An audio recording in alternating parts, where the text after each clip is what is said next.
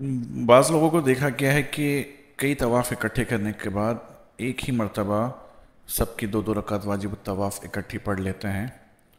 तो इस तरह करना दुरुस्त नहीं है। और बाज़ लोगों को देखा गया है कि वो हर चक्कर के बाद दो रकात पढ़ते हैं।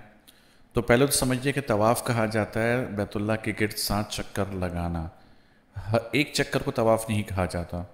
तो हर 7 चक्कर के बाद दो रकात वाजिब तवाफ़ अदा करना ज़रूरी होते हैं।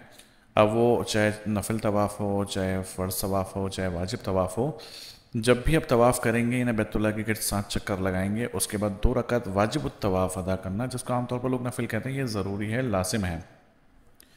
अब ऐसा नहीं किया जा सकता कि दो तवाफ़ या तीन दफ़ा इकट्ठे कर लिया उसके बाद इन तमाम की दो दो रकात इकट्ठी करके पढ़ ली, ये मकरूह है इस तरह करना।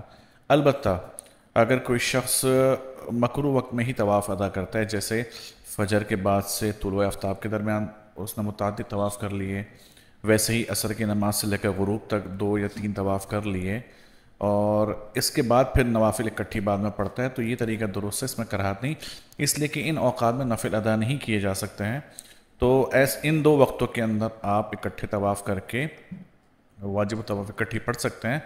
वरना बाकी दिन के अंदर हर तवाफ़ के बाद यानी 7 चक्कर लगाने के बाद पहले दो रकात वाजिब तवाफ़ अदा करें और उसके बाद फिर नया तवाफ़ शुरू करें।